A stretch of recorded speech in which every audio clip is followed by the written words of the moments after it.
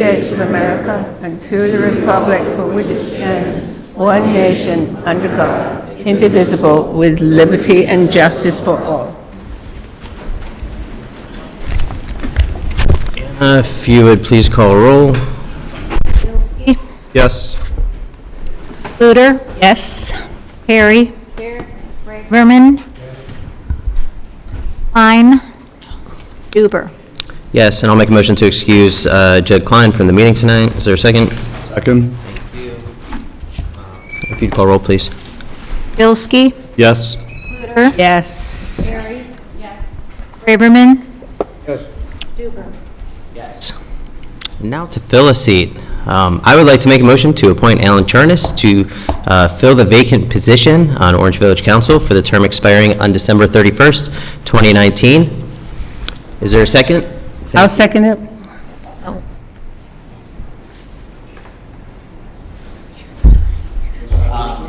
What's that? I'll second it too. I said I'll second it. We're seconding it together. Hi, Lisa. So, is there any discussion? If not, if you would please call a roll. Bilski? Yes. Kluter? Yes. Perry? Yes. Braverman? Duber? I guess so. Come on up. Congratulations. The mayor will swear you in, and then you can pop a squat right over there in your new spot. Feel free to come up. You want to introduce your family? Sure. My wife Allison is here. My son Zachary. I have two children that are not in town. My son Noah is in college down in Austin, Texas, and is spending some time down there. My daughter Talia is traveling with team. Be here. You can come anywhere you'd like to be a good shot. Okay.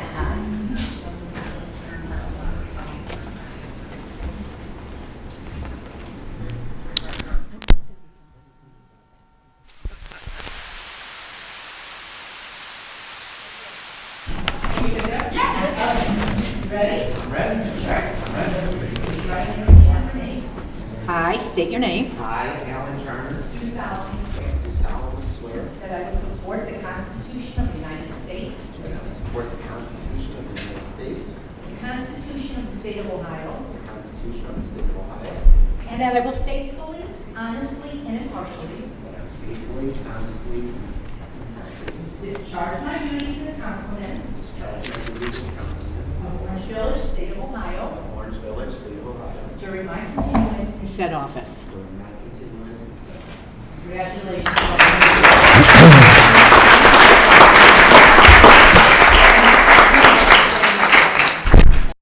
Yeah, a little bit. All right, have a seat. Get to work. Mrs. Charnas, I'd like to give this to you as well. So the Orange Village lapel pin, also way up the hand in. Congratulations. Congratulations, Alan.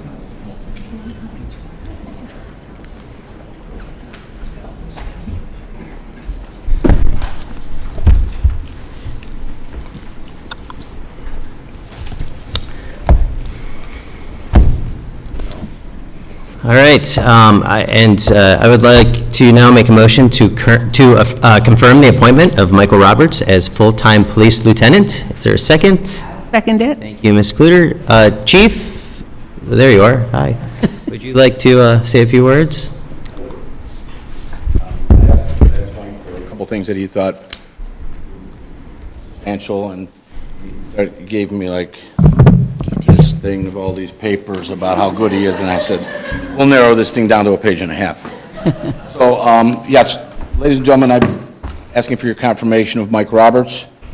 Mike's been a police officer since '94, and he's been with the Orange Village Police Department since 2001.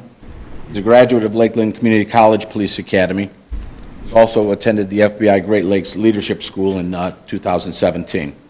He served for a detective here from 2002 until he was promoted to sergeant in 2007. And wouldn't it hear that his father likes to remind him that Mike's been greasing the skids for a long time because his first job was at Lube Stop, and he was named Luber of the Month twice. So proud.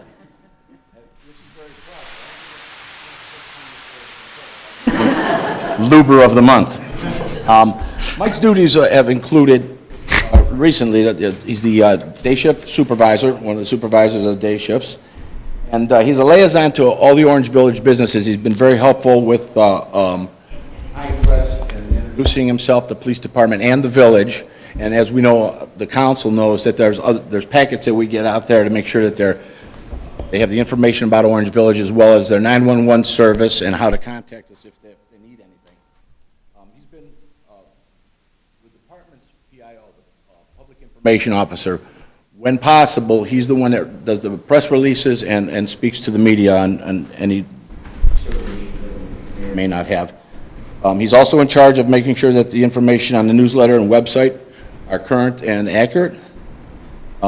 He's also the supervisor of the field training officers. When we hire a new police officer, it's a minimum of 11 weeks to 16 weeks to train him to do everything that the way we do our report.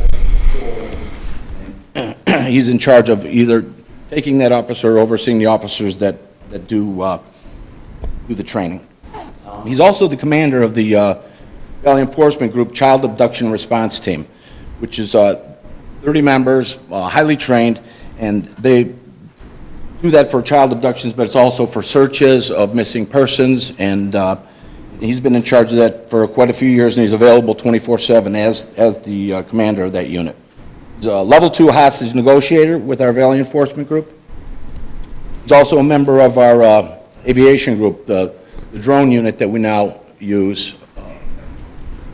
A part of that team that we've used numerous times for different things as well, and the cross-train, because we've used them for missing persons and things like that, so it could be as well as the aviation. And he's also a certified EMT. Some of his accomplishments, he's authored a procedure governing the efficient response to escalating tactical incidents in our multi-jurisdictional arena. The National Center for Early Defibrillation honoree. If you remember back years ago, he brought a man back to life with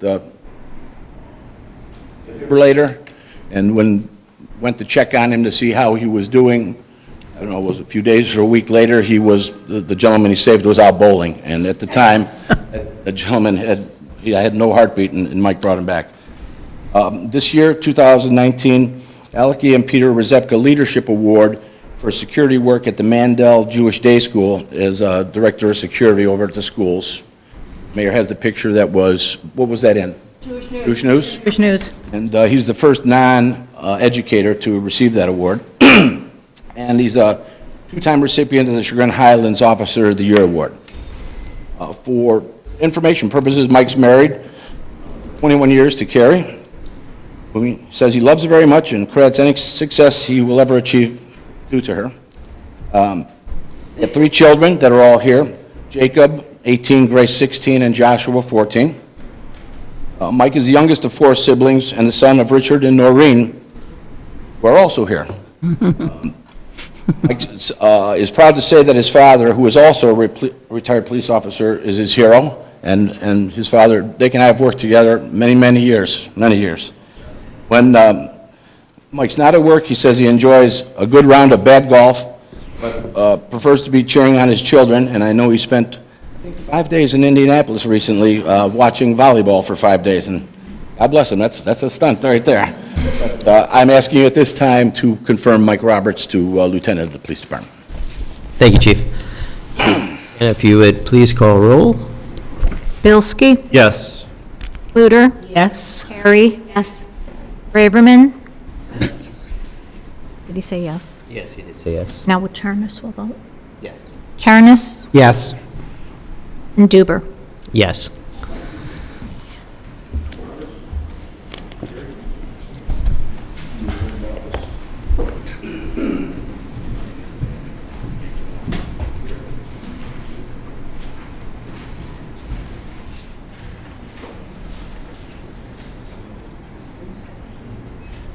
I was just going to ask her if she wanted to.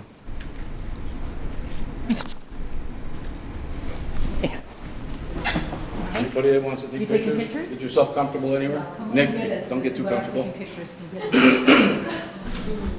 Get yourself situated, I'll take your takers.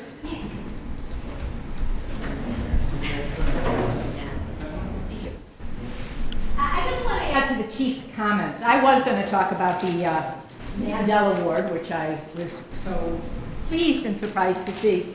And what I want to say goes to all of our safety force officers and even service department, those of you who work for Orange Village and wear the uniform of Orange Village. You represent us every day to the public, everywhere you go. And I cannot tell you how proud I am as mayor of Orange Village, all the feedback I always get about all the people that are representing Orange Village in uniform. When I go up to Pinecrest and I want to introduce myself to one of the new store managers or whatnot, they always tell me how nice Mike Roberts is. It's like he's already been there, they already know him, and it makes it easy for me to go in. And just as an example of how valuable I think the representatives of Orange Village in uniform are and how the world values it, a number of years ago, I was, a day with the mayor, a day with me was auctioned off at a fundraiser, and it brought in $175. And the person never took the day. Mike auctioned off a day with the Orange Village Police Department. You guys know how much it brought in? $3,000. That's the kind of fellow Mike Roberts is. He has earned this distinction, and we're very proud that we can do this. You told him I would be there. Yeah, that added $50. Okay. You ready? I'm ready.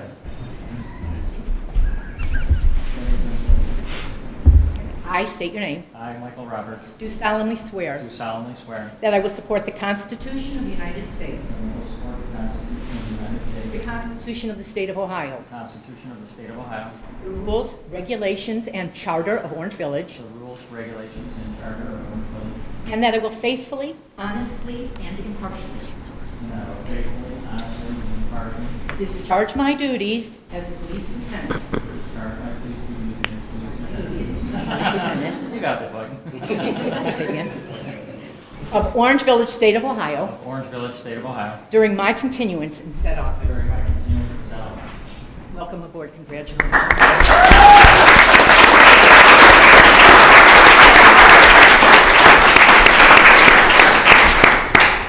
And you're all welcome to stay for the rest of the meeting. You don't have to.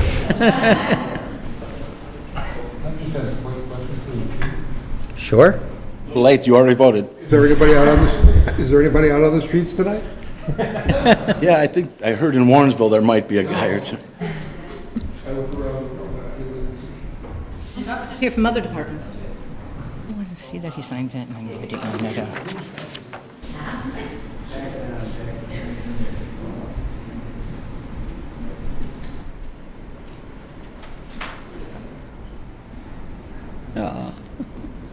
That's nice.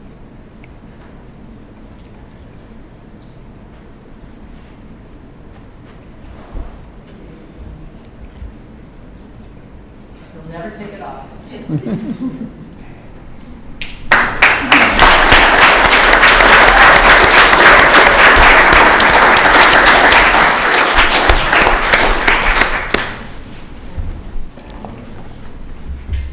Thanks for bringing all these people in my... Thanks again, Mayor. I just jumped over the counter. Congrats, I just had to change your name or your contact from sergeant to lieutenant, my contact, so. Wonderful, thank you. I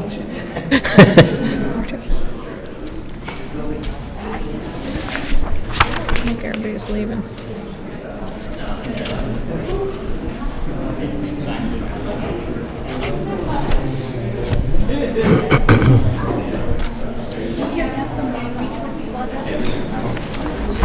I'm sorry? Yeah, you were supposed to. Mike, we could bring them all back. Come on back, come on back. Thanks. Huh? I'm gonna try, yeah.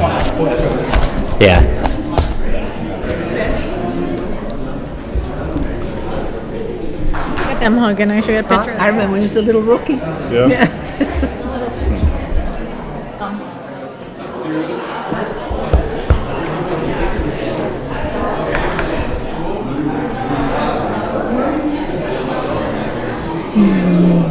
Brandon, do you want me to close the door? Do you want me to close the door and then I'll walk out? Okay.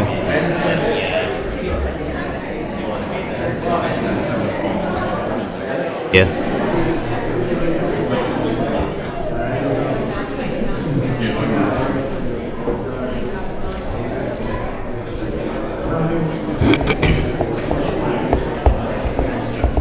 Oh, they're closing it. Oh, no, it was an accident. Going to close the doors? Yeah. Sergeant at Arms Bilski is coming. Who is everybody else that's here?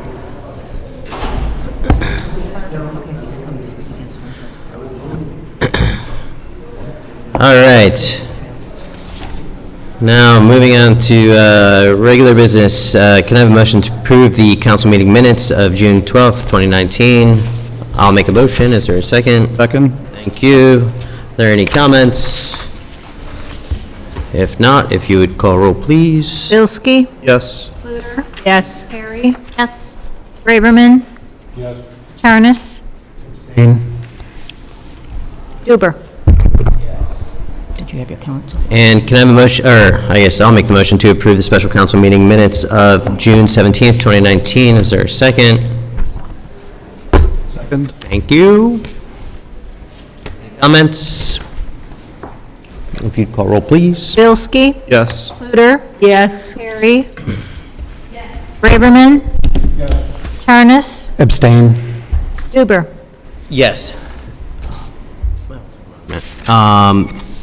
Moving on to discussion of the bills to be paid for the month of July in the amount of $138,435.89 and additional June expenses in the amount of $125,068.26. Does anybody have any comments, questions, concerns about any of those bills?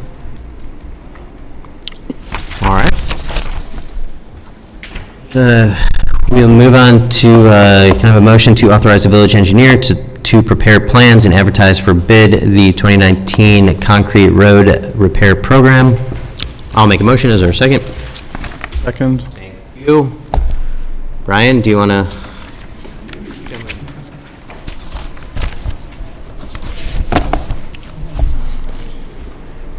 The microphone moved, but we'll go with it for today. Mike wants. Yeah, I want to just stand here. The 2019 concrete repair program is basically just our county maintenance for Lander Road, Emery Road, Miles, Harvard, intermittent catch basins throughout the village. That's the second half. So for that, obviously, we get reimbursed from the county for the material costs for anything that we spend on those roads. The second part of the program in the memo I sent was for replacement of the balance of the fire station driveway. Currently, under the recreational trails, when it comes through there, the front end of the driveway is going to be done all in concrete. The asphalt is in dire repair. We were blending it back in with coming back to do the asphalt later. We decided at this time it would be ideal just to take the entire thing out, get it all done at once, so we're not interrupting two separate times. It'll be a concrete apron or concrete drive. So this portion of the concrete program will actually just be a change order to the trails program. But, it cannot come out of the trail money, so that's why it's listed in under this. Anybody have questions? Do you have questions?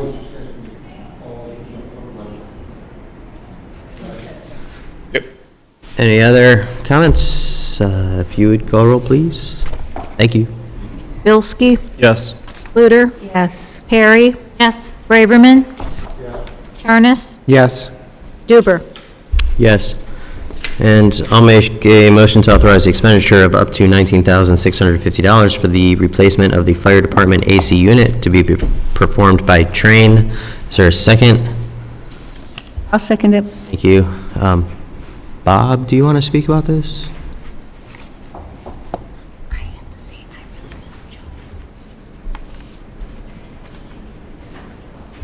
hopefully everybody got an opportunity to read the scope of work, but I'm looking for authorization to replace the fire department AC unit.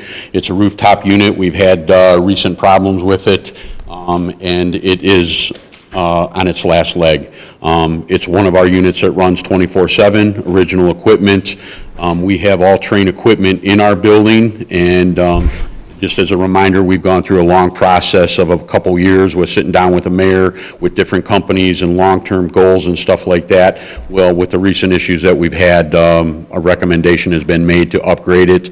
R22, which is the refrigerant that's in that unit now, is no longer going to be available with the upcoming years. They're pulling that out of our system. Very costly to replace that. So I asked to move forward, and we will start to phase in our replacements of all our units, but we will start with the fire department unit. So this is one of three? One of four. Has been anticipated and is in the list of items that compose the items that we're aware of that need to be done out of the 401 account that we have funded just for these things as the building's aging and things need to be done.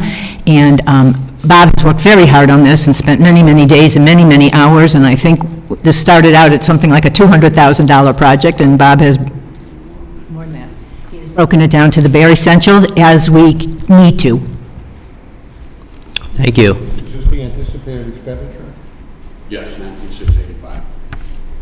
This is up to, you got it. Up to. That's a hard pull right now. That is. Okay.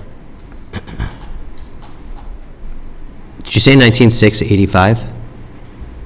You meant 19,650, right? 19,650. Okay. Oh, I'm I sorry. was just making sure that we weren't shorting it. All right. Thanks. If you'd call roll, please. Bilski? Yes. Luder? Yes. Charnes? Yes. Yes. Moving on to audience comments relating to agenda items only. All right, and let's move on to old business, pending legislation and motions. Ordinance 2019-17, an ordinance authorizing the issuance of notes in the amount of not to exceed $5,500,000 in anticipation of the issuance of bonds and in anticipation of the levy and collection of special assessments to acquire, construct, install, equip, and improve a recreational trail within Orange Village, together with all necessary and proper appurtenances, authorizing and improving related matters, and declaring an emergency. This is on for second reading, and the administration has requested suspension of the rules. It's your time to shine.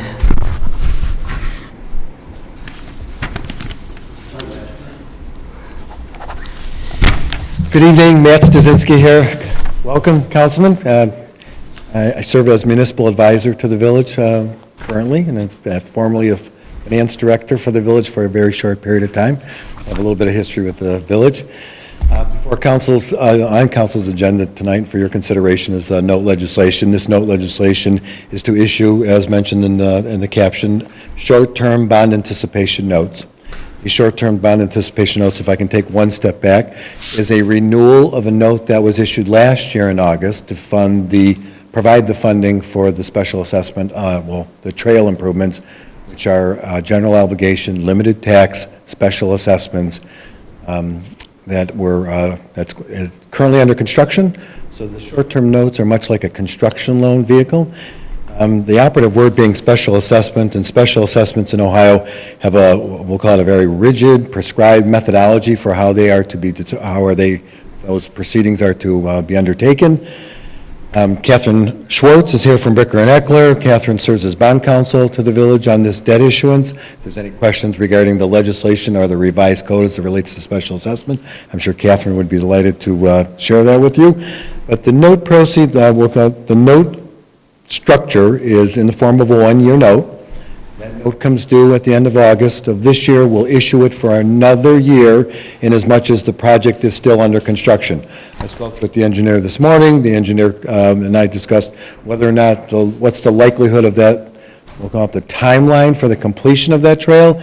And depending on weather, of course, it may be sometime late spring. It could be midsummer. We're hoping that we'll be in time for next rollover to convert these notes to a long-term financing, have all the construction complete, have all the costs tallied.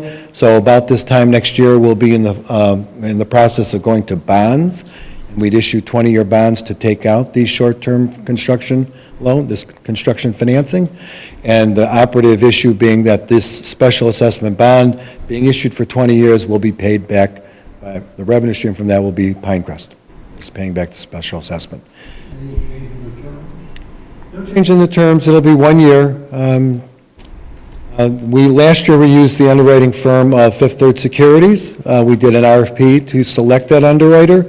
They gave us what I'll describe as a fair underwriting fee. I'd like to use them again. When we get to the bond issue next year, we'll explore whether or not we would do something different. What was the name of that thing? Fifth Securities. Stephen Holmes, right?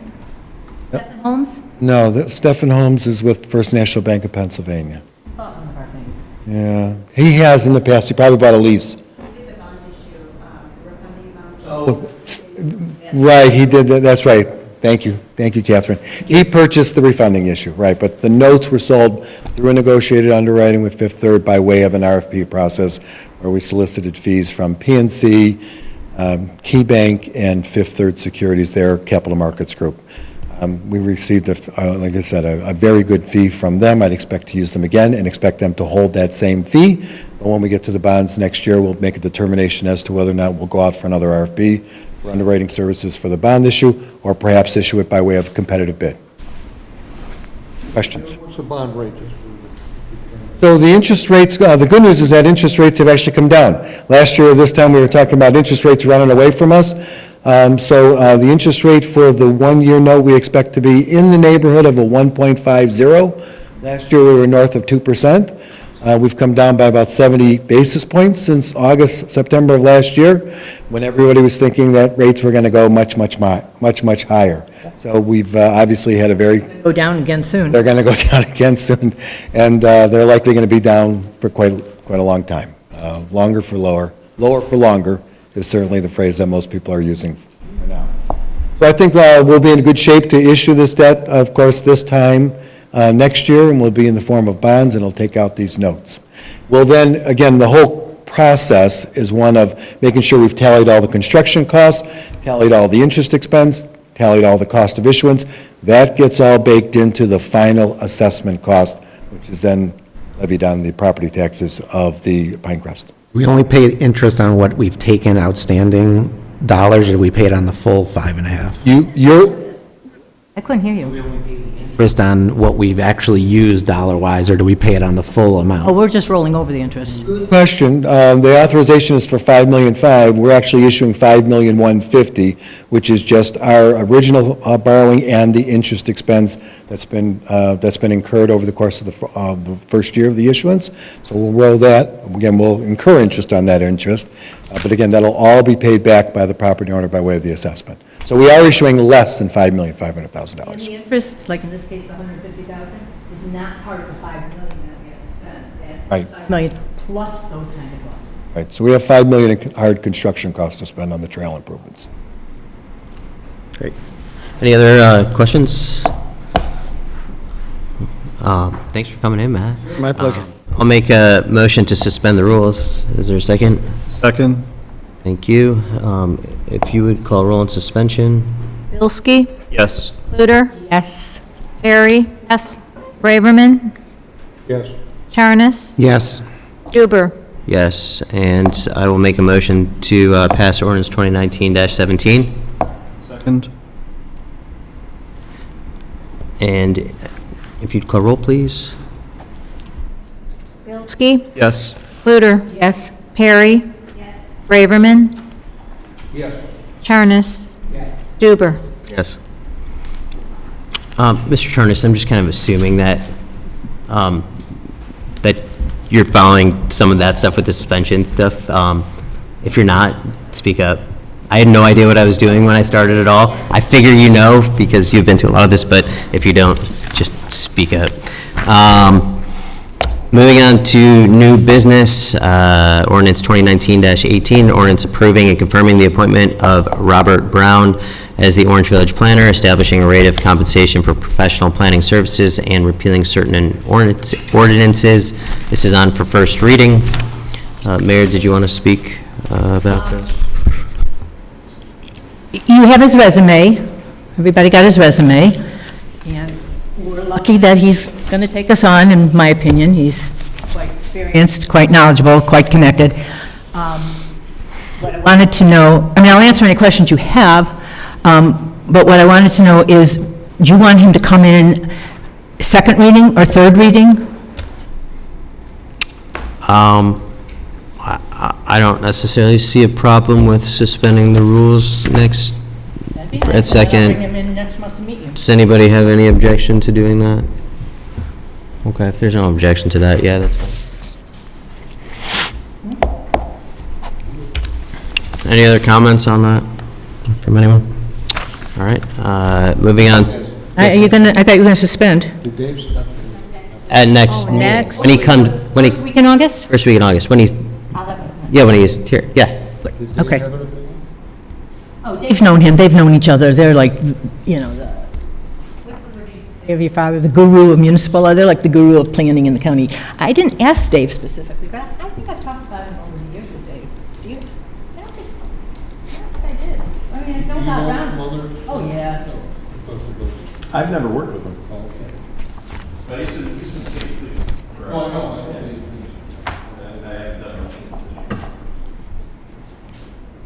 I've actually worked with him in the past on boards that I've been on, but All right. Moving on to audience comments relating to matters which advance the good of the village. Is there anyone who'd like to speak? All right. Oh, Come to the mic. if you'd like to come to the microphone, I'm sorry. And Careful. if you would just state your name and, My name is Mary Carol Lewis, and I am a resident of Orangewood. I live on Orangewood, and I was here to find out about the possibility of a trail going in on Orangewood. I was wondering if you were addressing that tonight. it's a discussion that has come up. I don't know if we're specifically intending on addressing that tonight, but I think it's a discussion that we can have and maybe in committee reports. I was going to bring something up about this. We can discuss that a bit. Is there comments you would like to make relating to that? I guess I saw surveyors there today. Is that correct? yes. It is, okay. We're getting it priced out. Uh-huh. Then in the fall, when we know where we're at on everything else, we're going to sit down, see where we're at, and that's going to be one of the additional pieces of the trail system that we're going to see if it can fit into the budget, or if council, is agreeable to spending a little more than the budget to get it done. Okay. It hasn't been decided if we're doing it. It has been decided that we're going to consider and talk about it. And you're here because I talked to Mr. Bonder over the weekend. Council hasn't even seen, some of these decisions yet, because we were going to wait to see what of the contingency money was not spent. So, over the years, there has been a great demand for it. I know Mr. Bonder's opposed, and maybe you're here because you're opposed to it. I get that, and that was true throughout the entire village. There were some people that were opposed. I'm happy to talk to you about it at great length and how this process got to this point, but yes, we are going to seriously consider putting a trail on the south side, the east side, and then the south side of Orangewood as part of this whole trail program. And I know there's going to be people unhappy, but I think there's 10 people for every one person that's delighted. Okay, thank you. Stay tuned and check in with me anytime, but it's not even on the table yet. Thank you. But they are surveying to get prices. Thank you. Any other comments? Yes.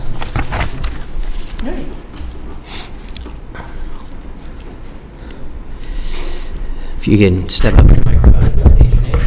Thank you. And Bonder, and I'm not necessarily opposed to them.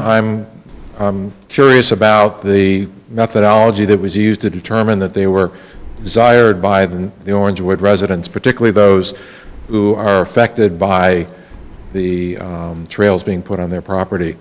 I found out, much to my chagrin, that, and that was no pun intended, by the way, that all of the trustees of the Orangewood Homeowners Association live on streets other than Orangewood. So none of them would be affected directly. And so I'm sure they are very pleased to have those trails put in, especially since not only do they not have to pay for them, which is nice. I'm glad we were able to find a way to finance them without using direct taxpayer money. And on that part. Well, my understanding is that's what's being done. The 5 million at least. 5 million, right. There may be some additional money, and that's what you're going to talk about. But it'd be like me saying I like a sin tax because I don't smoke and I don't drink. So everybody else is going to pay it and I'll get the benefit from it. It's the same thing here, and I'm concerned that I don't think there's been a survey done of the residents who are directly impacted, meaning those on the south and east side of Orangewood. Orangewood properties are quite different than the properties in the rest of the village where the trails are being placed. Those properties are extremely deep, probably 4 or 5 times the size of the Orangewood properties, and a trail that is at the street entrance doesn't have anywhere near the impact on the property or the landscaping that those people had. Now, some of them did have landscaping removed. I'm sure that part they weren't happy about, but I think Orangewood is a little different issue. It's also a street where the speed limits are lower and may not be quite as much of an issue. I happen to live on the section of the street where people speed up as they leave or speed up and then slow down as they're entering, and haven't seen any particular issues with folks walking in the street at the same time. I don't know if the rest of my comments would be appropriate for a time when there's more of a general discussion of the issue. My main concern was that I wanted to make sure that council gave an opportunity for people to comment, and I would hope at some point would survey those who were affected to make sure that they really are as in favor as they might otherwise be. I think what we can do that, to quell some of your concerns is we can, at some point when it becomes a little more relevant, I think it's probably important for us to find out what the cost is first to see if it's even feasible. And then prior to going forward with anything, to have an agenda item where we can have a discussion and invite anyone from Orangewood. I mean, everybody's always invited, but specifically invite them, not by invitation, but, have an agenda item where people can, where we can have more of a discussion, such as we did with some of the other, the trails issue in general. We could have a town hall meeting just with Orangewood. Yeah, and I think we can incorporate that with a council meeting, would probably make the most sense. We can get notice out to them. Yeah, and so I definitely, it's probably a little bit premature to see if this is even feasible, but I definitely agree with you that that's, it's good to take the pulse of the community. To the part of the community that's affected. Of course. It's easy for other people to say that they like it. I like the trails on other people's property. We're going to use them. Well, I told you when we talked over the phone that was in the survey, not in Orangewood, the streets weren't listed, but I told you that the question was asked, are you in favor of the trails? Right. It's like 89.7% were. And then the next question was, do you live on one of the streets where the trail is going, and are you in favor? And the number went down, but it was still in the 60s, like 60, I don't know, 67% maybe it was still. Right. Well, that's the community as a whole. Right. Is the homeowners association an issue? Why? Well, I mean, they have certain rights. In the right of way. If they have some property, yeah, but I have been approached by some of them that, I think it's a good idea. Yeah, I do think, I think the best way to do it is to have a town hall type of, discussion at a council meeting, obviously prior to us going forward with anything. And I'm absolutely open to doing that. And again, the key is to make sure as many as the directly affected people right. are there. Yeah, and we could definitely do that. Obviously, it's impossible to please everybody. Of course. But, but it's definitely, we're here to represent, the people, so, to get their input would be great. And like I said, every council meeting, people are welcome to come and do as you're doing right now, to speak and give an opinion. Not till fall. I don't think we'll be anywhere near this till later in the year. Well, and I'm sure Mayor will have a discussion about it, when the time comes, so we can make sure people are here. And feel free to reach out to me or whoever to, if you have questions and and we can, again, you can nudge a little bit to make sure that we get something on the agenda for town hall. Okay? Sound good? Yep. All right. Thank you. Appreciate it. Mr. Council President, can I just make an observation? Absolutely. I don't know the exact year, but before we put these all-purpose trails or recreational trails in now, there was a vote on the ballot. And people went through the same discussions that we're hearing now. I don't want it to be put in front of my house or this house, and the vote went down. I think we were very lucky when we got Pinecrest that it was re-evaluated, and we were lucky that they decided, Pinecrest people decided, okay, we'll work this with you, and then the survey had indicated that yes, more people wanted this. So I think that's how that came about. And can I just remind you, Francis, that in 1995, when that sidewalk issue was on the ballot, it was a 5-foot wide straight concrete sidewalk on both sides of every street assessed to each homeowner and taxpayer in the village. No, I understand. No, but regardless, people at that time don't put it in front of my house. So I get what what he's saying. However, things are changing, and yes, I think it would be great to have town hall meetings, maybe, or incorporate it into a council meeting so we can find out what people in Orangewood want. And yes, I understand the people living on the side streets won't be severely impacted. People on the main drag on Orangewood would be, and yes, they're hesitant. So I get it. Thank you. Thank you. Any other comments? Yes. If you follow the lead and state your name and... I think I get the routine now. My name is Jeff Gerkens. I'm a resident of Orangewood. I live on Orangewood. I live on one of the pieces of property that I suspect the trail will be put on, assuming it does go in. I'm here mostly because I found out this morning that this was occurring and that this might be an opportunity to learn something. Just for the record, we are neither for nor against it. We need to understand what our requirements and impacts will be. We have some of the landscaping that something will need to happen to, and the good news is we're already planning to do something to it. And I mostly just need to know who to talk to find out what the expectations are. I think you're pointing to the engineer. Raise your hand. Thank you. Right. But that's the main reason I'm here. And it's the main reason I'm speaking up is we've heard several people who are of the NIMBY crowd, to use the popular term, not in my backyard, even though this is front, and in my case, not in this case, it's our side yard. We are not yet. We don't have an agenda here. We're just looking for information because I would like to know what the impact is before it happens, and that's all. And we love the idea of the trails. We will be very communicative on this when we get to that. Pardon? Thank you. Great. Thank you very much for coming in. Appreciate it. What is the a resident's right to put, if they don't currently have landscaping, in the right-of-way? Can they put stuff in the right-of-way without asking us?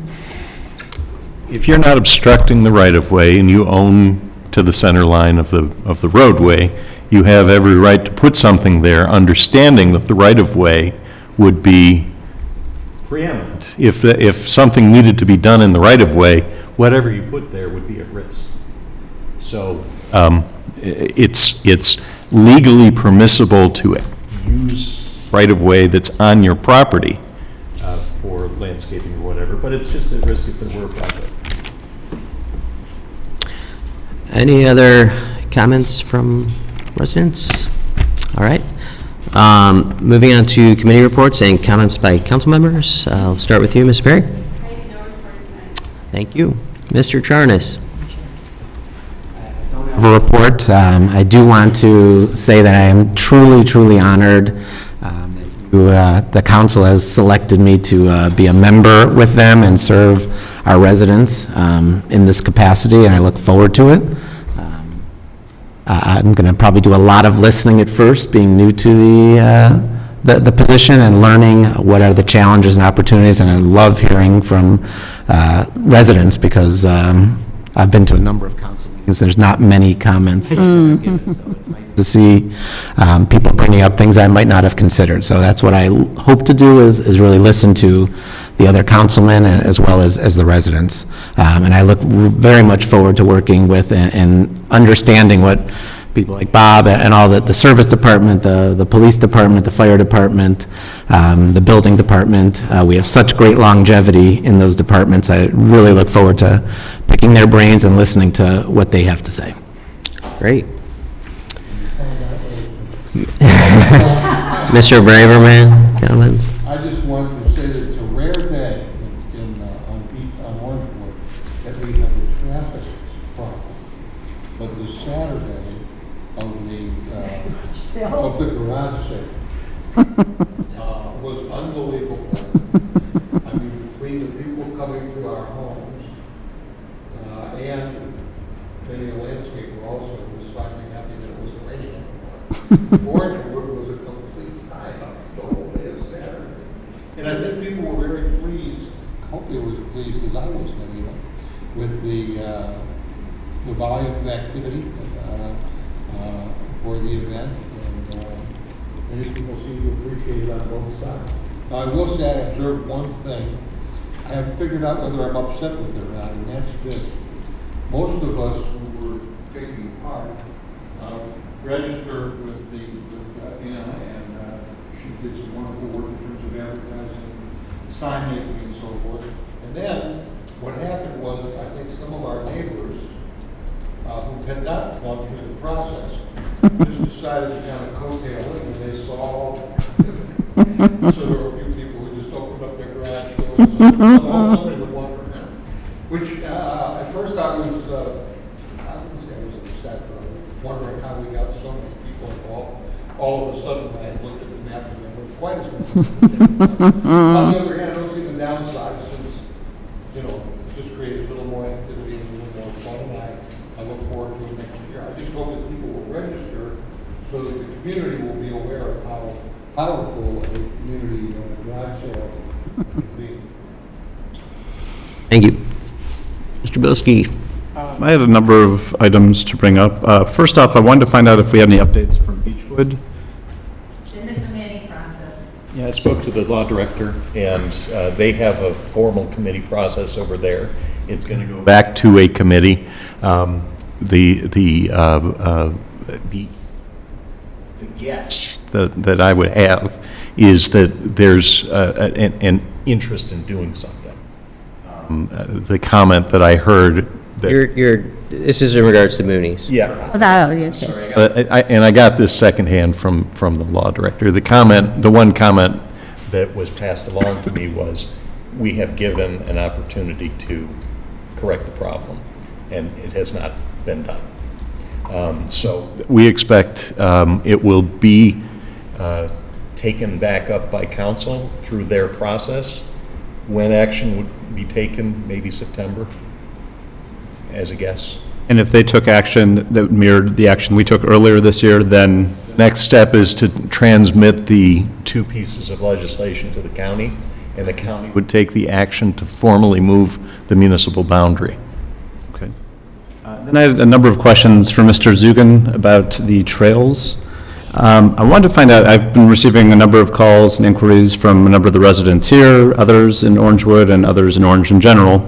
I know we usually refer everybody to the website. What's on there now is still the letter from September 27th of last year with the approximate schedule. The order has certainly changed, what's already been done and things.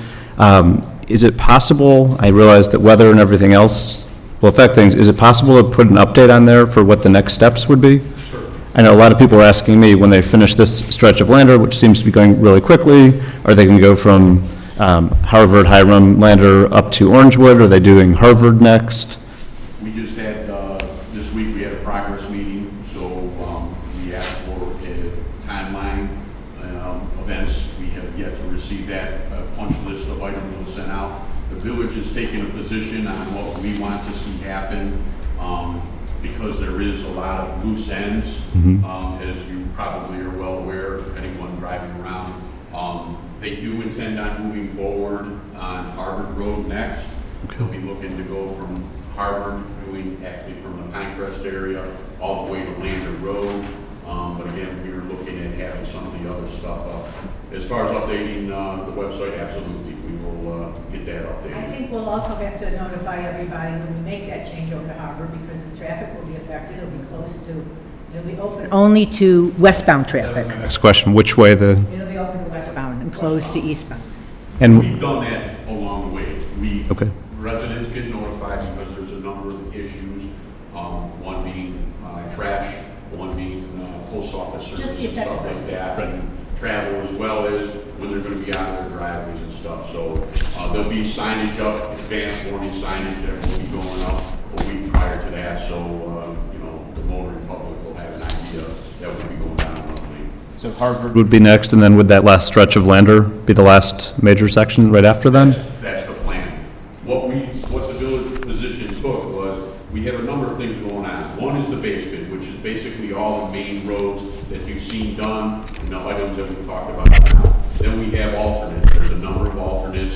Some areas on Miles Road, an extension of Brainerd Road going up to Waterford.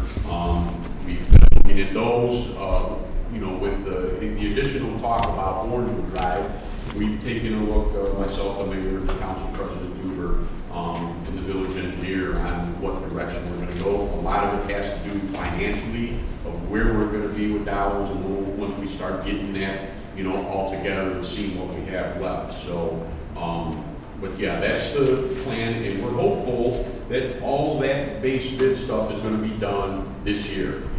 Obviously we had weather issues. Our contractor is busy, as all of them, not the excuse, but they're all over the place. And we've seen that amount of, workforces out here reduce. It's very obvious, very, evident. So we want to see that base bid stuff done in 2019. We will move forward, as we've done in the past, and assess things of what we allow them to work this winter time.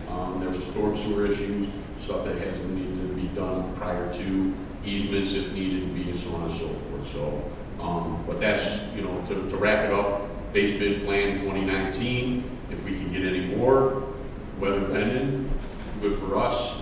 And then we'll start looking at Orangewood. So, as far as Orangewood, just to, advise council, the village engineer is doing base work, and he needs to take a look, and he's been up there with the surveyors, and all that's doing background information, so we can formalize what he's looking at, where things are, what needs to be done, the amount of concrete, stuff like that, with what effect we're going to have on utilities and stuff there. So all that stuff needs to be done prior to we being able to narrow down, get numbers together. And that would be, just to be clear, that would be more of a conventional sidewalk width rather than the 6 feet that are in the recreational trail? Is that the thought process of what's being bidded out there? Not necessarily. It's been discussed.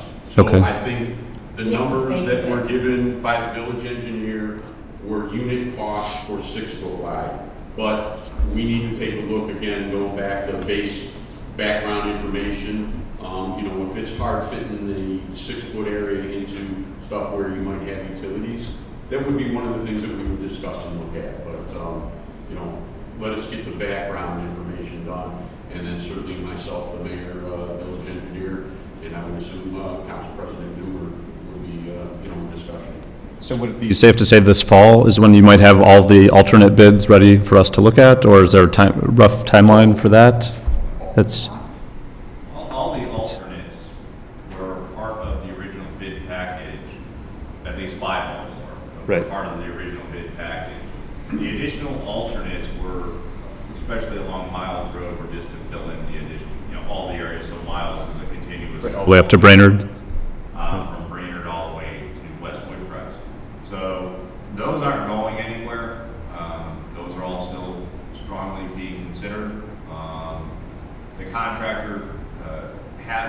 see preliminaries on those. We will finalize the design on those, because especially on miles, you're getting into areas where we're probably gonna have to put in some retaining wall. So obviously, there's gonna be additional costs with that. But as the mayor said, you know, we have a base bid that, takes us all, you know, through all the main roads, everything around the complex. We need to have a solid number of what has been spent, where we're at before we keep moving forward. And we want to get those done before we know how much contingency we've used. And is there any risk for the price to change during this process for the alternates, or is this contractor locked in? Well, he's locked in for all the original base, everything that he bid originally, he's locked in. So, you know, that includes all the base bids and the 5 original alternates. Okay. He is locked in. So the Miles Road one and any proposal in Orangewood would be separate? Not all of Miles Road. It wasn't all miles. It's just, there is just a From couple. the Villas to Brainerd would not be part of that, right? From the original alternates? Brainerd wasn't part of it, I don't believe. The original base bid and all 5 alternates was Highland Trail from Lander to the Moreland Hills Court line. Was Brainerd Road from Harvard going to Waterford Court. And then it had a section which went from Harper Road down to Orange Hill, well, Beacon Hill specific. And then it went from the Villas of Orange to Stonebrook. And that actually was 2 sections, so that was one. And then the last one was Brainerd. Yeah. Okay. On Miles Road. And then, have you experienced any more drainage issues? I mentioned to you last month, with all the rain we had on Emory, are you witnessing a lot of issues where the trails are underwater? No, as I brought up last time, the silt fence is in place. It was doing what it's supposed to. Contractor was actually out removing some of the silt fence, which is some of our storm sewer protocol. So, no, we're not seeing that standing water. We do have some issues, which was brought up in our progress meeting and which will be addressed in a punch list that they need to address. Let me just, I just have a couple of offerings on this subject we seem to be discussing.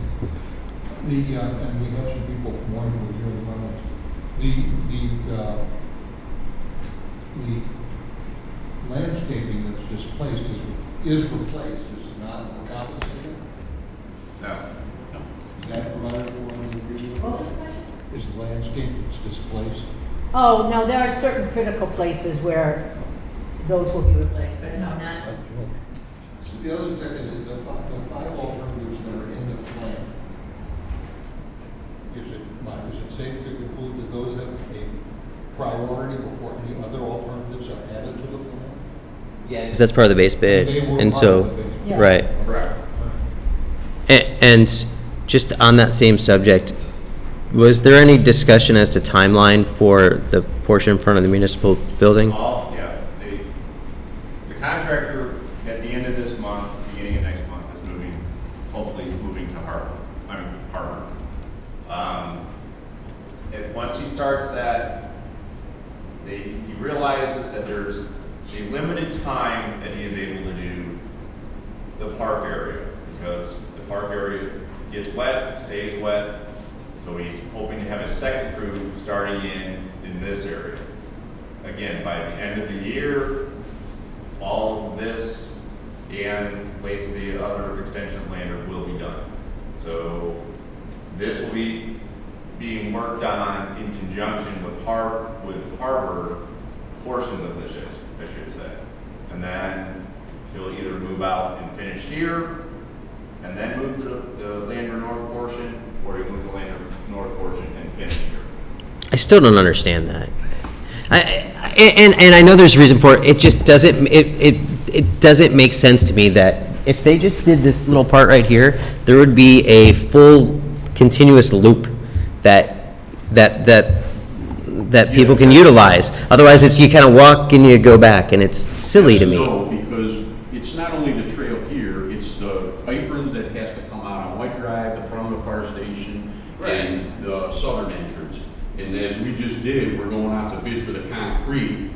If we need to have that approved by council, once that number comes in, it changes. If it's over, what happens if it's 20% over and we have to change the trail out here and do something different? So a combination of that, a combination of the timing that we're also brought up with the contractor with the Salute to Orange coming up, of having all this area out along with construction going on the back. Oh, yeah, when, are they gonna start here before September 1st? It has been it was pushed very strongly with the contractor. And the one thing that they had on their side was the early rains that we had, which this trail goes behind the town hall, back over, and it's a distance off the road on Lander Road. So their concern was, how much damage are we gonna do by digging it up, getting the trucks in there to haul the dirt away? That being said, it is not raining anymore.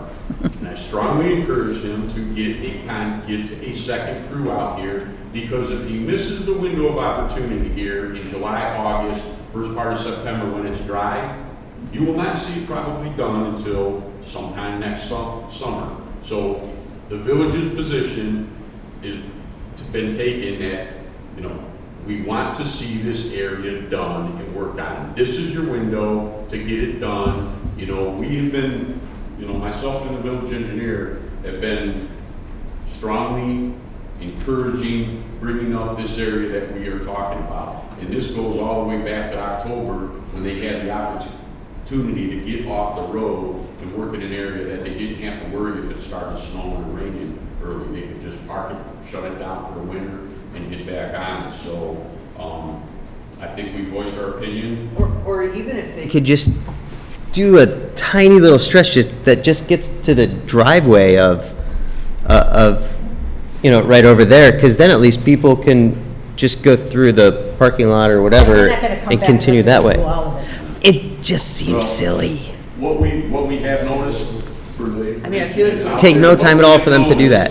Is that they've been taking it to Pike, and they've been walking through the park, and they've been coming through and walking down the new sidewalks. There's an opportunity there. I would suggest that to people. It's more safe, because what I don't want to see, and why we keep missing a spot at Emery Road, is the same thing. We need to do a head wall there. They've been waiting because of the drainage ditch issues and stuff like that, getting it graded and poured in. But our concern is that, one, we don't have a continuous circular. I'm with you, Mr. President, I am on your side there.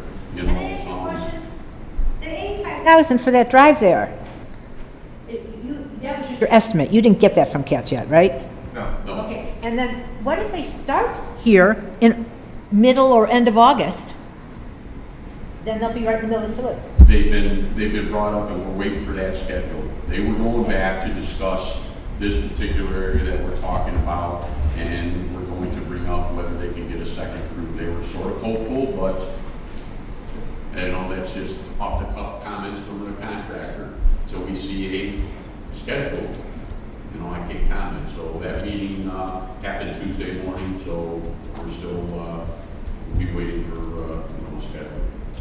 When they do the last stretch of Lander, which way will traffic be going at that point? They have to maintain both ways. Yes. You can't have one way with Chagrin Boulevard. And Pepper Pike comes farther down Lander, so it affects another community. So part of the base bid was maintenance of traffic on Lander from Harvard going north. Can I bring up another issue, actually? No, I don't know if it's an issue, but I'm aware that Pepper Pike is now putting trails in. No, they're doing a little bit over by Rainer, by Eaton. They're going from Waterway to Eaton, and then Eaton to Sterling Lakes, I think, right? Circle. They're not coming down here yet until they get the Beachbrook property, and they expect that to have a trail to connect to our Lander. But I guess, they're doing a sidewalk from the Chagrin Circle along Chagrin to the Woodmere border. I don't know if it's worth having a discussion with them as a alternate that we go down Lander a portion if they're willing to come up. I have asked him, but I could bring it up again.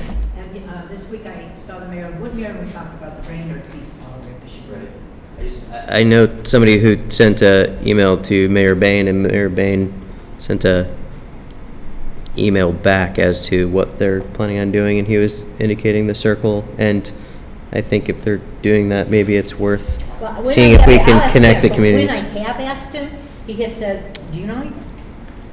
My understanding is this is all connected with timing on Beach Brook. But wouldn't it be on the opposite side of the road? He wouldn't do, I don't think he would do that portion. He wants a trail to go right through the middle of Beach Brook development, which is the Beach Brook Road. No, I understand that, but I'm just thinking if we're doing this, if it can go somehow down Lander, if we're able to talk to them since they're planning on Can you doing call their engineer, Brian? trails. See where they're at on What that? were they talking about?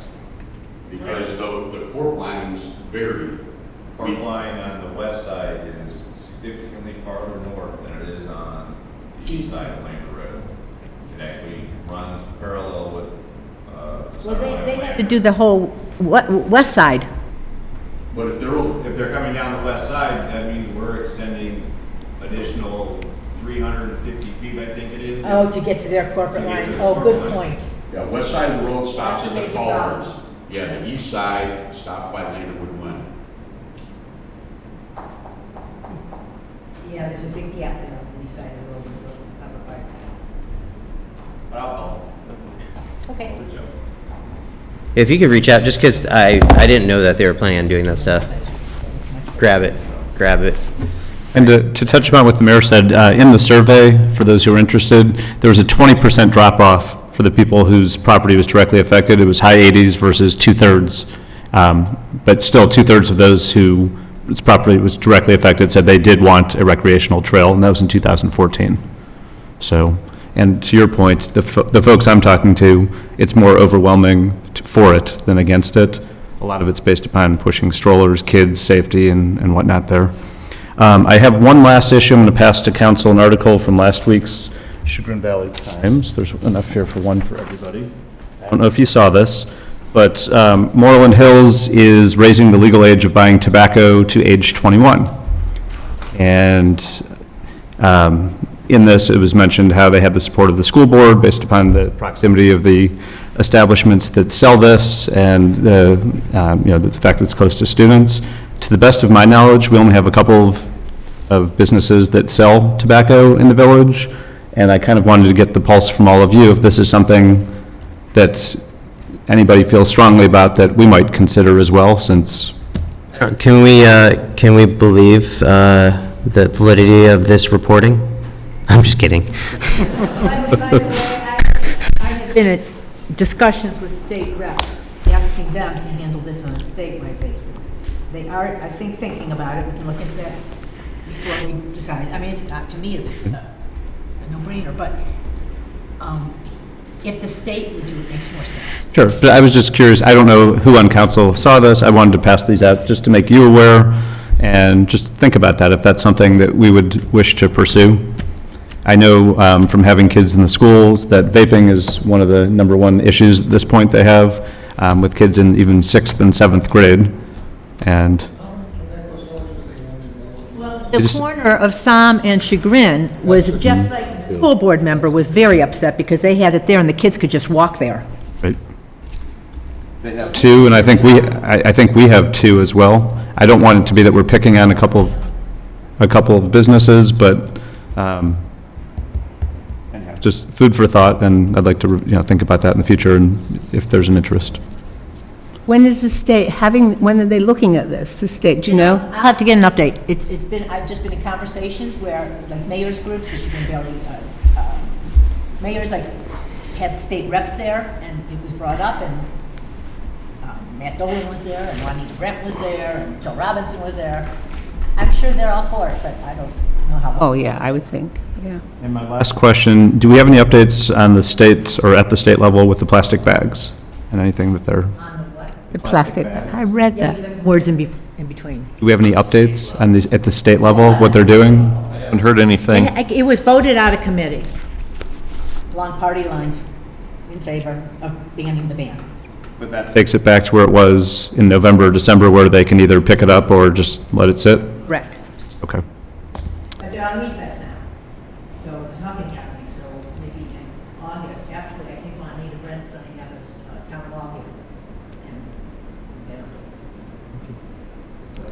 Thank you. Thank you. I think this did it come from you, Anna, this? The mayor put. The mayor gave it to me? Okay. I wanted you to know that we had interviewed them, Service Director Anna, myself, and the police chief sat down with this gentleman. We talked about everything. We were comfortable with their answers. They will let us know who they're going to. We'll keep an eye, but we're not endorsing. We don't know. But I went over to Mrs. Catina's and to Mr. Nero's and gave them a brochure. And Mr. Nero's daughter called and said they were going to try it. I haven't heard since. And Mrs. Katina called and said that her children have been doing it, and they're very happy to continue doing it, so she's not going to have any service. Okay, they probably don't want to pay the money. They may not. She didn't seem upset about the amount of money when I was talking to her. Okay, but are we going to do any more than this? Not right now. I told them we'll check back with them in a month or 2 or 3. Not with them. I mean, you're not going to put out anything in any newsletter to the effect or not? Yeah, we have to ask Steve about that. I don't mean this, I was just thinking of the way, what does Beechwood do? Beechwood has made it a municipal service. And we can't. At this point, we were going to try to outsource it, see how it goes with the ones who want to sign up. If somebody else calls and asks, I'll tell them about this, but... But you don't want to do it as a community? Not at this moment, no. Because? It's just much easier to let everybody just hire somebody for $11 a month and take it on as a new service. I think this is I mean, I get it and I understand it. I think I'm troubled a little bit because, and I don't know what is out there. I don't know if people want it or they don't want it as a whole community. But I'm thinking seriously, again, I'll repeat, we are a community for all generations. And I think that people who have lived in the community for many, many years, and they may need this, I think it's... We're going to do a survey in the next year. We can put that in the next year? You originally told me we bumped it to October.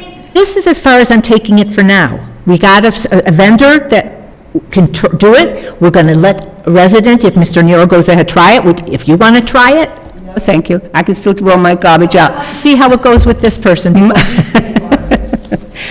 My point of reference is if I can no longer do this, I can't stay in the community. I can still roll out my trash. No, I'm really concerned about this because I think if Beechwood can do it, and I know they're bigger, and that it's not going to be a lot of money, or can we, I don't understand why you're blocking this exactly. I really don't. We've looked at it. There's not many communities that are doing this. One, we have a limited staff. Okay. Okay. We'll be bringing people in on overtime. Okay. We have the thought of needing to bring them in on early Monday morning. Okay. Or bringing them in on a holiday. Okay. Change of schedule. Trash cans have to go back in. There was concern of, are we going to limit them to amount, or does this mean that a resident can come over, have the family put everything outside the garage door and bring it out? There was discussion about areas such as the Village of Orange and stuff like that, where the driveways might only be 20 feet. Is that service applicable to them where it's very close? Snow There's plowing? been discussion about the snow need to be removed. If we have somebody on Emory Road where it's 400 feet off the road, what are the conditions that we would go there as well too? Does that mean then now we're looking at plowing driveways to get their trash cans out? Will they be applicable for recycling? Will they use containers? Is it limited to a certain items? We talked about, because we schedule guys here in a rotational for snow plowing.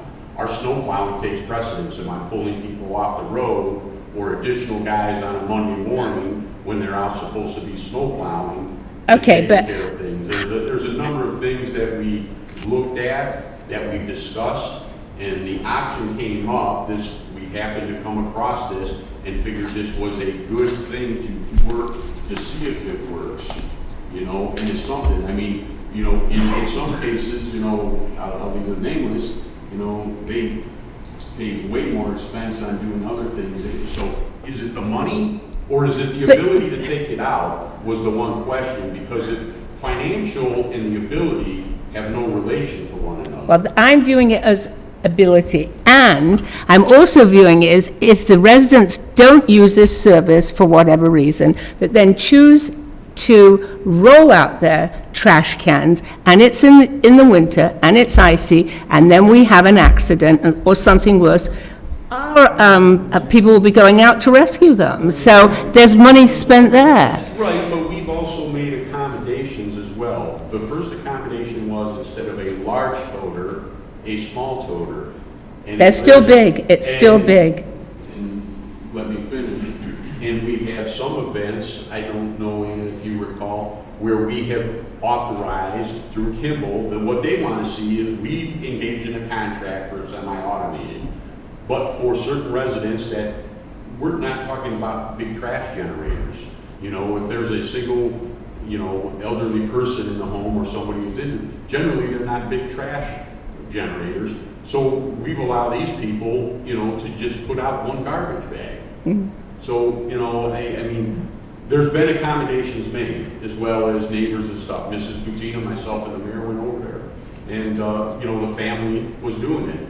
And we gave them the pamphlet, and yes, they did contact back, and the family was more than happy, you know, to take care of it and wanted to continue taking care of it. Well, can I can't answer that. Can I run, what does the council think? What are my council, what are your thoughts, council? This is the first time I've heard the accommodations being made. I thought you could not bring bags there. I mean, to me, that's a great option, because honestly, if somebody cannot handle bringing a garbage bag, having gone through with aging grandparents, they don't belong in a house if they can't manage something like that. I realize if it gets icy, it's something different.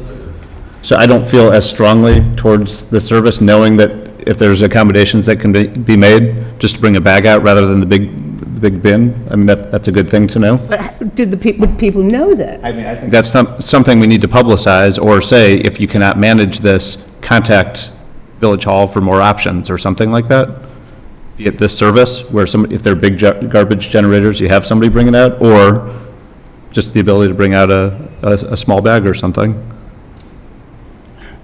We will take, I mean, if you're asking, my concern more is on a snowball effect of how do you determine who would get this service? And, you know, it's similar to some of the other services that we provide, such as the snow plowing, you know, which that's based on an income. And ability. However, and ability, but however, there's other issues that go into that, because sometimes, you know, is it different if it's a renter versus a homeowner? I know that was your concern, I know that. Somewhere, you know, somebody rents the house and renting out the barn separately, and you know, that's, so then, you know, the actual owner is making money, but you have the residents who's renting is getting the service, which I don't know. So it's just, these things are kind of hard to determine. And then with this issue, it's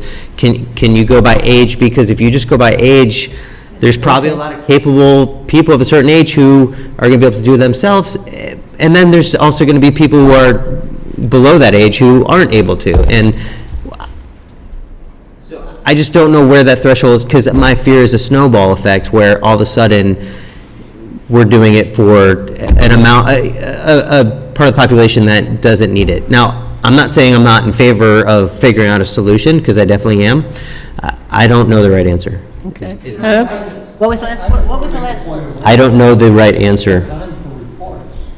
I'm not sure we want to turn this. Well, it's, I think it actually is appropriate to bring up some of these issues, and it's not just reports, it's community reports and comments by council members, and this isn't an agenda item because there's not legislation right now, and we can definitely set it for an item on the agenda one day, but I don't think there's any problem with discussing this right now. That's what we do about a lot of things. We'll all have topics that we want to bring up during comments, and then we'll have these discussions. Yeah, that's what we do quite often. What do you think we were just doing at the trails? I didn't know that we're not allowed to speak. I'm just curious, I just wanted to get a pulse of this, and then I won't bring it up again. Comments on this? Initial thought, I think, it could be a great volunteer project that the school might take on as a service hours. I think they tried. So, some history, we've tried that. The problem is that there's not consistency. Have you ever heard of Orange Cares? Oh, that was, There's not a consistency in that, and it also becomes more work than necessary to find volunteers, unfortunately. And I agree with you. It'd be a great thing for a school, Adam, to bring to the, they're always looking for service hours, these kids have to make their service hours. I know Pepper Pike drives all the way up, but I'm sure Moreland Hills, Orange, they can If there are kids who want to get their volunteer service hours that way, we can put them through the Orange Cares program and hook them up with somebody. maybe. And Lisa? There's so many complications. It's not. Lisa, No, it's not a complication. We haven't discussed it. It came up. You were giving me options that didn't sound so great, and I thought, I wonder what everybody else thinks at this point. Here's my thoughts on it. I think that a lot of the points you all brought up, I agree with, that it would be hard to determine who gets the benefit and for what reasons. Like, are we going to have diagnoses like MS and things that qualify you, and other diseases like diabetes that don't? Or, how in the world would we do it? Plus, I also think that we would carefully and over a long period of time have to look at the cost benefits to how many people would benefit the community. And figure that out would require talking to like a lot of people and doing a survey and finding out what the needs are. If there is a great need, then it makes sense to apply taxpayer funds that everybody's siphoning in to helping pay for such a program. But if it's just a very few people, I think that it would be expensive to pay people overtime and Okay. holiday hours and weather conditions. That would be something we would have to carefully measure and weigh the pros and cons of that. I think of this similarly to, for years I've been hearing that Orange Village should have a community swimming pool. Oh. Okay, so it would benefit so little of the population for such a short period of time of the year that I think we've all said that that's not the best use of all of our taxpayer funds. So again, we would have to study all the requests that we get, like we do, for increasing our services. But we have to be careful about doing it. We can't just decide in one night, like, yeah, it sounds great. I think That wasn't the intention. Not the intention here. Not the intention, not at all. That's, Like, why isn't it done yet? no, I think she's talking to council members to get their opinions on this and talking to the service. Absolutely not. Why I haven't done it yet. Yes, well- I have felt incredibly pressured by it. yes. Let me ask you a question, Francis. Do you feel better knowing that accommodations can be made for somebody who doesn't have to bring the toter? I mean, that was the first item. Yes. I mean, that's, I thought we weren't, that people weren't allowed to bring bags out, plastic bags necessarily, that they had to use the toters. That's what I was under the impression. contract wants them to use the total. Okay. Because it's the most efficient, and that's why the cost of our contract is. Okay. But we've had people in the past that have called, and one, typically, they're elderly, and the biggest reason hasn't been that I really can't take it down, is I don't generate that much traffic. That's also true. That's the thing, and it's like, okay, well, we made accommodations for a 64-gallon toter, and they bring out one small trash can. Okay. So then that doesn't seem logical. Will we get pushback from Kimball? Probably. We maybe have, like I said, a handful of people that we have given, authorization by me to the contractor, and said, just pick up this. I don't think we want to put that out in the newsletter, hurry and do it. This is not something that's part of our contract that says this. This is exemptions that have been made, so. So if the residents just put it out without necessarily asking your permission, is that okay? Can they just do it? I don't have that answer, whether I haven't gotten feedback from. Okay. I've got feedback in some scenarios when they said they've been given a toter and they consistently see it. Because they know who has all the toters. Okay. They've got a database, they know when it's been delivered and stuff. Okay. So, Okay. Okay. But on the flip side, people that have excessive amount of trash, they won't give them double toters, so they put it next to They're garbage cans. No, I've seen that. I have seen that, They'd yeah. pick that up at my house. That happens, and without a problem, but Okay, there was, oh, and congratulations, Alan. It's nice to have a full council, pretty much apart from my buddy who's out this week. And if I give anybody any advice joining council, know your charter. I say that because, you know, don't not know it. Look at it. You commission. See it. Know it. Thank you. Thank Any you. other comments? I was, Hold on one second, Mayor. I don't know if all the council people knew that this Trash Me Out program, if they know what it is, and maybe somebody should explain so that everyone Yeah. understands. Have it here. You want to make a copy of the Here, here. I just got it. Here, go ahead. If you could do that, that'd be great. I will do that. Thank you. Mayor? I was all prepared for Mr. Councilman Bilski, but he didn't ask. There are now 272 people signed up for Do Not Knock. Wonderful.